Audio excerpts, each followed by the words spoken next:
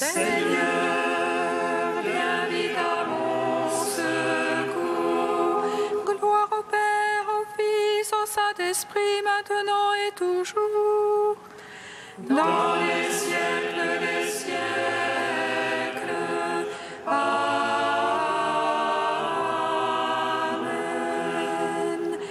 Viens, Esprit Saint,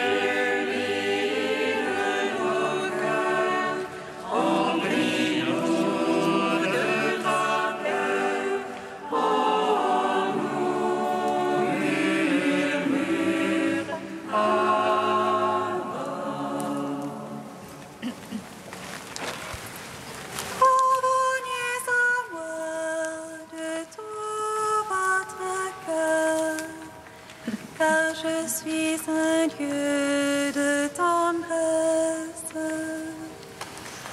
Revenez à moi de tout votre cœur, car je suis un Dieu de tendresse. Voici maintenant le temps du pardon. Laissez-vous réconcilier avec Dieu dans le Christ. Lui qui est sans péché, Dieu l'a fait pécher pour nous. Revenez à moi de tout votre cœur, car je suis un Dieu de tendresse. Voici maintenant le temps de la supplication. Priez Dieu votre Père qui est là dans le secret, et votre Père exaucera les désirs de votre cœur. Revenez à moi de tout votre cœur, car je suis un Dieu de tendresse. Psaume 118, strophe 5.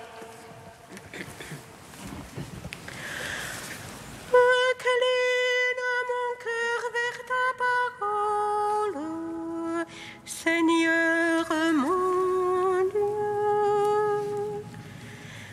Incline mon cœur vers ta parole, Seigneur mon Dieu.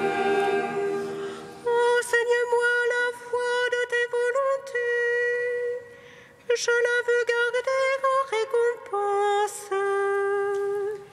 Fais-moi comprendre que je garde ta loi, que je l'observe de tout cœur. Guide-moi au chemin de tes ordres, car j'ai là mon plaisir. Réfléchis mon cœur vers ton témoignage,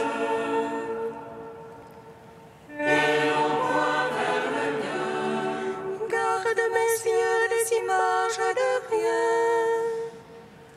Vivifie-moi par ta parole. Tiens ta promesse à ton serviteur. Elle veut qu'on te craigne. Garde-moi de l'insulte qui m'épouvante. Tes jugements sont bienfaisants. Voici, je désirais tes préceptes.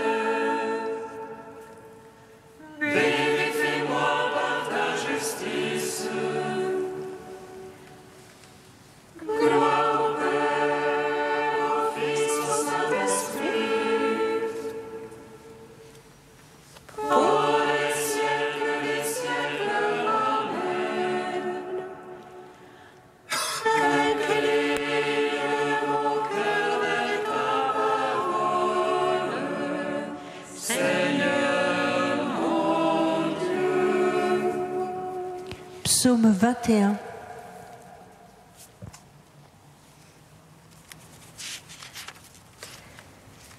Il est vaincu, le prince de ce monde. Gloire au Christ vainqueur qui nous a sauvés. Il est vaincu, le prince de ce monde. Gloire au Christ vainqueur qui nous a sauvés. Mon Dieu, pourquoi m'as-tu abandonné, loin de me sauver les paroles que je rugis? Le jour j'appelle, point de réponse, la nuit, point de silence pour moi. Et toi, pourtant, Dieu saint, qui habite les louanges d'Israël, en toi nos pères ont espéré, tu les as délivrés. Vers toi, quand ils criaient, ils échappaient, en toi ils espéraient jamais en vain. Et moi, vers l'emploi Rome, honte du genre humain, revue du peuple. Tous ceux qui me voient me bafouent, ils ricanent et hochent la tête. Il s'est remis au Seigneur qui le libère, qu'il le délivre puisqu'il est son ami. C'est toi qui m'as tiré du sein, confié aux mamelles de ma mère. Sur tes genoux je fus jetée dès ma naissance, dès le sein de ma mère, c'est toi mon Dieu. Ne sois pas loin, proche et l'angoisse, au moins point de secours. Des taureaux nombreux me cernent, de fortes bêtes de Basan m'encerclent. Contre moi baille leur gueule, lions lacérants et rugissants. Je suis comme l'eau qui s'écoule, et tous mes os se disloquent. Mon cœur est pareil à la cime, ils font au milieu de mes entrailles. Mon balai sec comme un tesson, ma langue est collée à la mâchoire. Des chiens nombreux me cernent, une bande de vauriens m'assaille. Ils me percent les mains et les pieds et me couchent dans la poussière de la mort. Je peux compter tous mes os, ces gens me toisent, me surveillent. Ils partagent entre les amis, et tirent au sort mon vêtement. Mais toi, Seigneur, ne sois pas loin, ô ma force, vite à mon aide. Délivre de l'épée mon âme, de la patte du chien mon unique. Sauve-moi de la gueule du lion, de la corne du taureau, ma pauvre âme. Gloire au Père, au Fils, au Saint-Esprit, pour les siècles, Amen. Il est vaincu, le prince de ce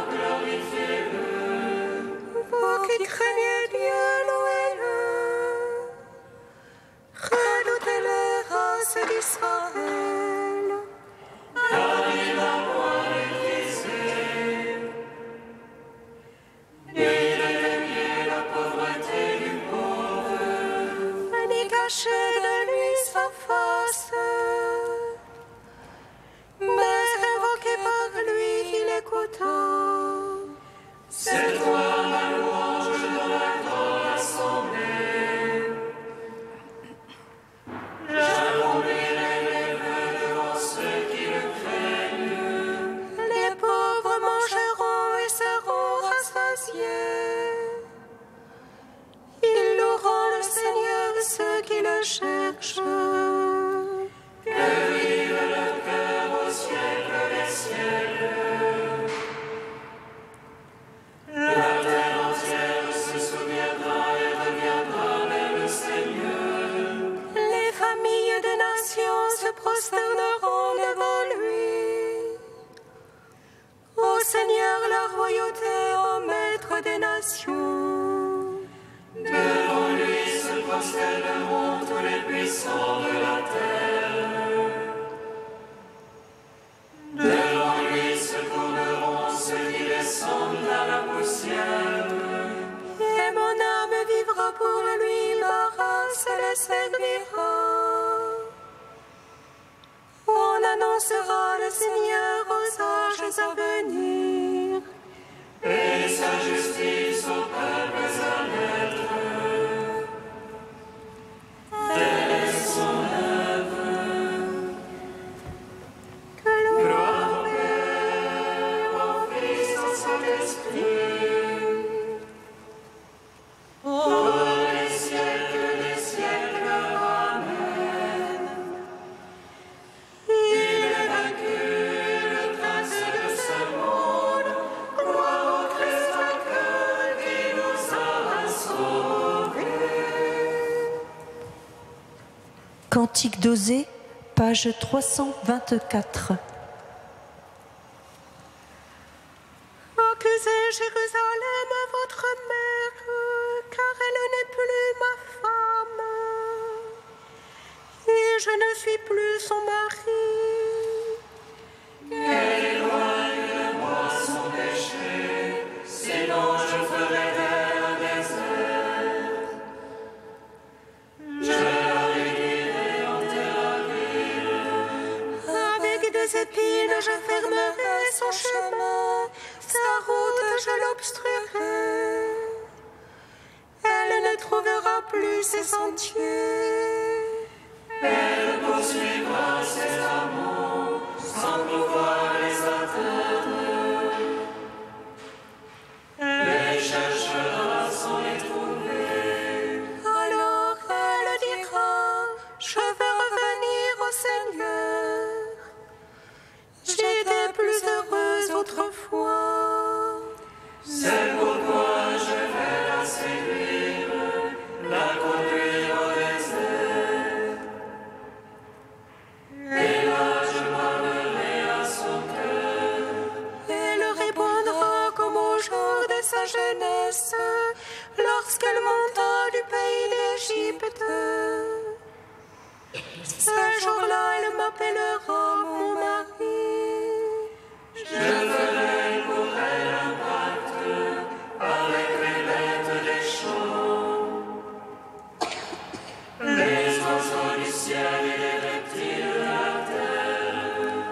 L'arc, l'épée et la guerre, je les briserai dans le pays. Elle y reposera en sûreté. Je te fiancerai à moi pour toujours, dans la justice et dans le droit,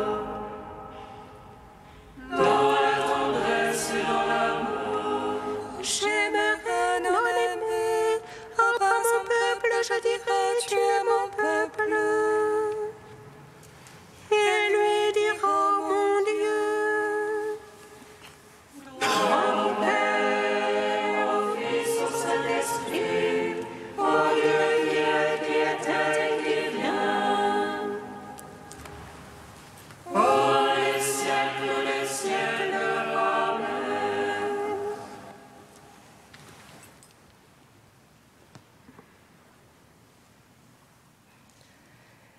D'Olivier Clément, Les chants des larmes. Le jeûne de la volonté des puissances est clairement exigé par la prière de saint Éphrem, dont la récitation accompagne celle du grand canon.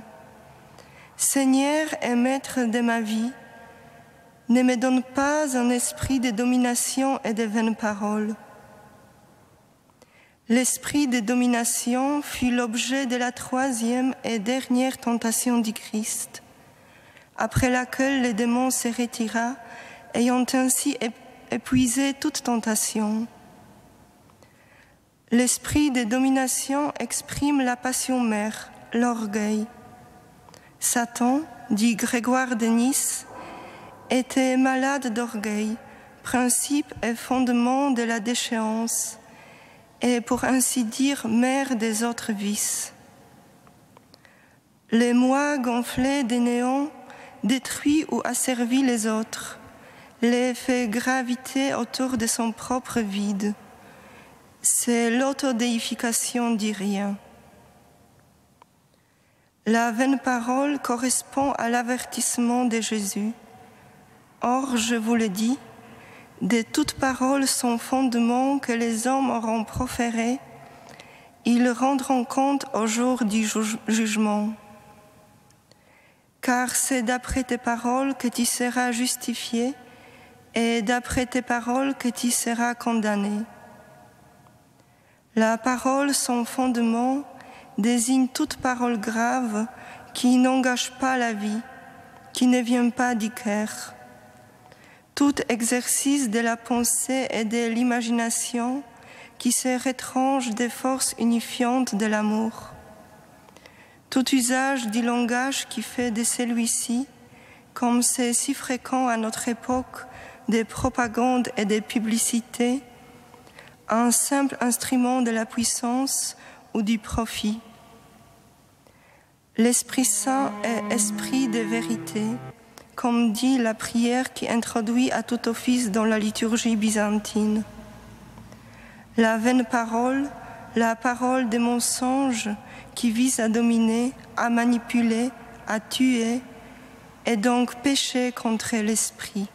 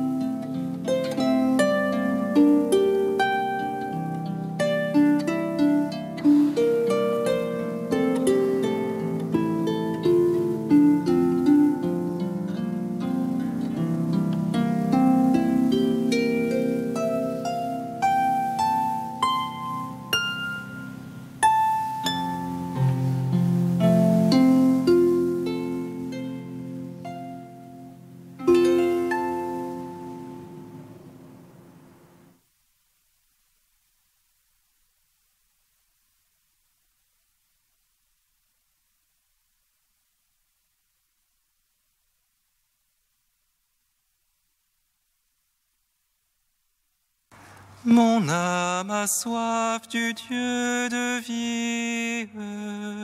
Quand le verrai-je face à face? Mon âme a soif du Dieu de vie.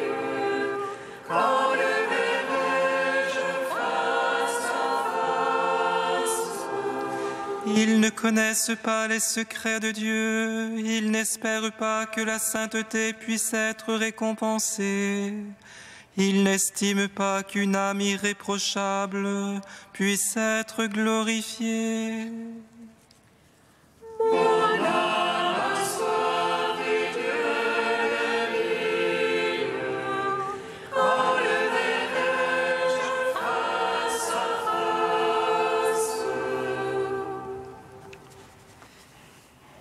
Lecture du livre de la sagesse. Les impies ne sont pas dans la vérité lorsqu'ils raisonnent ainsi en eux-mêmes.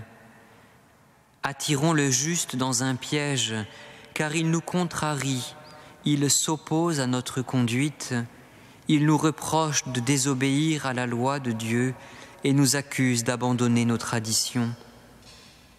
Il prétend posséder la connaissance de Dieu et s'intitule Fils du Seigneur. Il est un démenti pour nos idées, sa simple présence nous pèse, car son genre de vie s'oppose à celui des autres, sa conduite est étrange. Il nous regarde comme des gens douteux, se détourne de nos chemins comme s'il craignait de se salir. Il proclame bienheureux le sort final des justes, il se vante d'avoir Dieu pour Père. Voyons si ces paroles sont vraies, regardons où il aboutira. Si ce juste est fils de Dieu, Dieu l'assistera et le délivrera de ses adversaires. Soumettons-le à des outrages et à des tourments, nous saurons ce que vaut sa douceur, nous éprouverons sa patience. Condamnons-le à une mort infâme, puisque, dit-il, quelqu'un veillera sur lui. C'est ainsi que raisonnent ces gens-là, mais ils s'égarent, leur méchanceté les a rendus aveugles. Ils ne connaissent pas les secrets de Dieu, ils n'espèrent pas que la sainteté puisse être récompensée, ils n'estiment pas qu'une âme irréprochable puisse être glorifiée. Gloire à toi, Seigneur, louange à toi. Gloire à toi, Seigneur, louange à toi.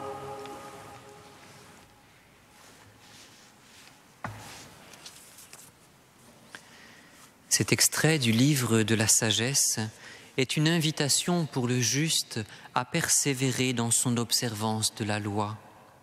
Malgré les tourments dont il pourrait être la cible, sa conduite ne saurait être vaine. Et pour cela, pour nous faire comprendre cela, l'auteur se glisse dans la peau de l'impie pour mettre en lumière son raisonnement et la perversité de sa conduite. Dès le début, en effet, nous apprenons que l'impie cherche à piéger le juste. Quand bien même le juste ne parlerait pas, son attitude, sa simple présence même suffisent à indisposer l'impie. Il est pour lui un reproche vivant. Sa présence lui rappelle que sa manière de vivre n'est pas conforme à la loi de Dieu, n'est pas conforme au fond à sa vocation, à ses aspirations les plus profondes, à ses aspirations les plus inavouées sans doute.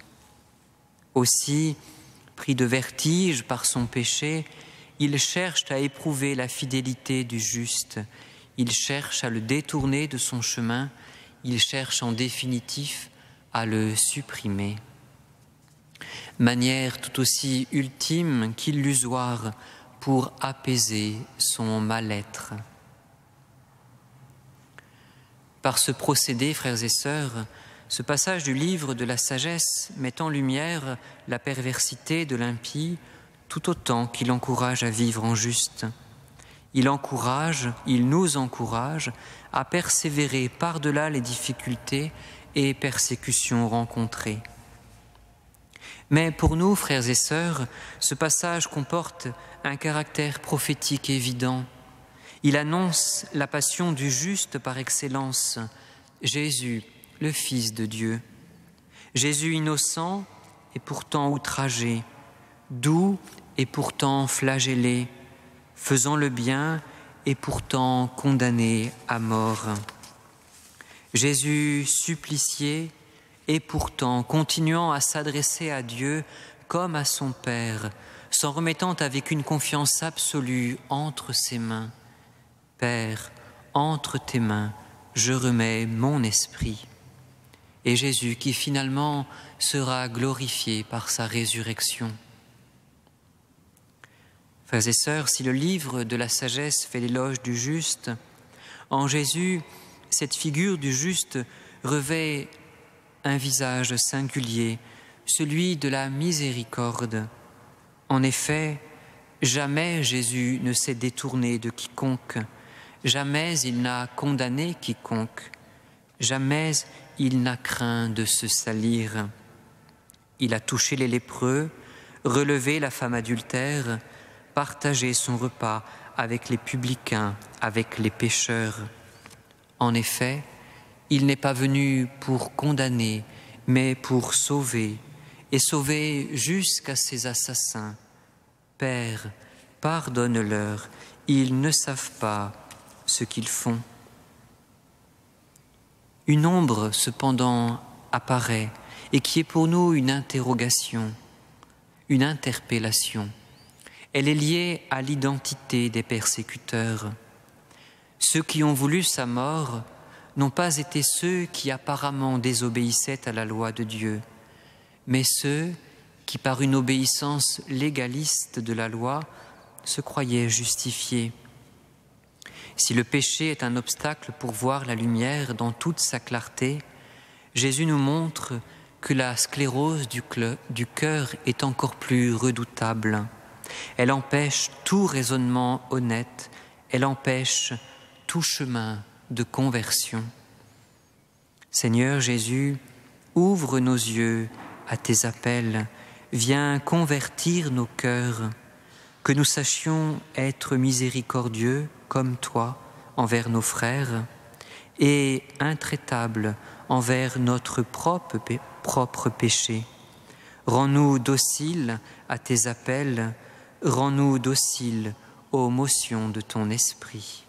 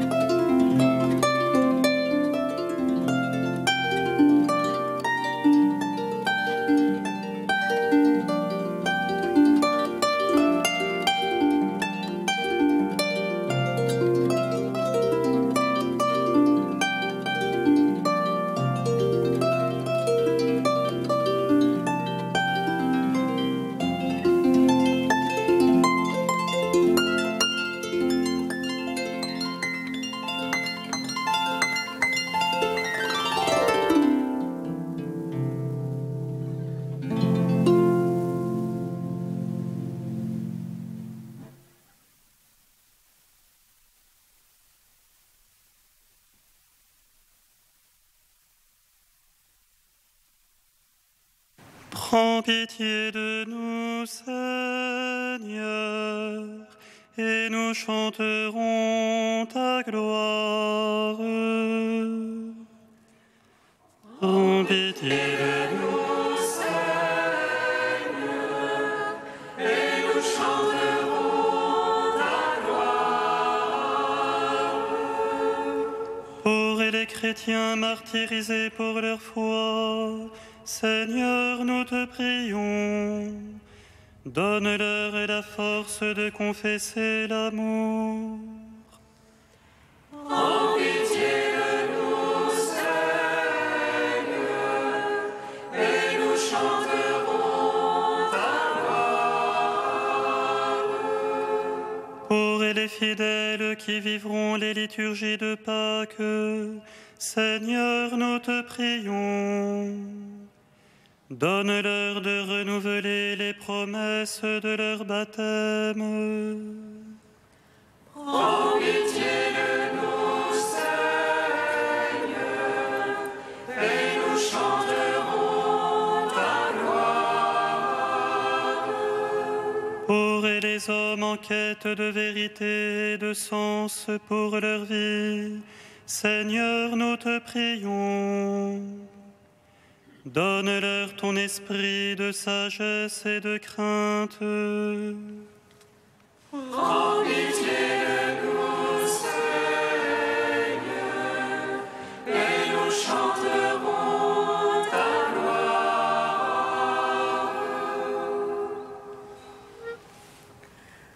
Ô Dieu saint, ô Dieu fort, ô Dieu immortel, aie pitié de nous. Ô Dieu saint, ô Dieu fort, ô Dieu immortel, aie pitié de nous.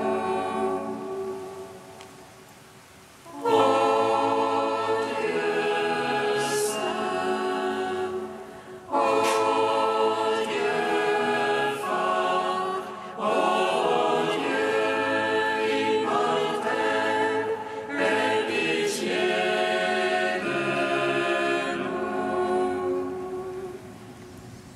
Gloire au Père et au Fils et au Saint-Esprit, maintenant et toujours et dans les siècles des siècles. Amen. Dieu immortel, aie pitié de nous.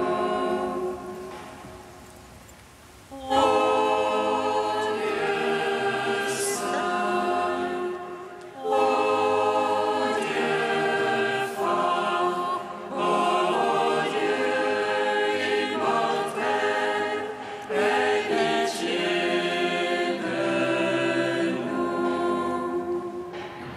Comme nous l'avons appris du Sauveur, et selon son commandement, nous osons dire: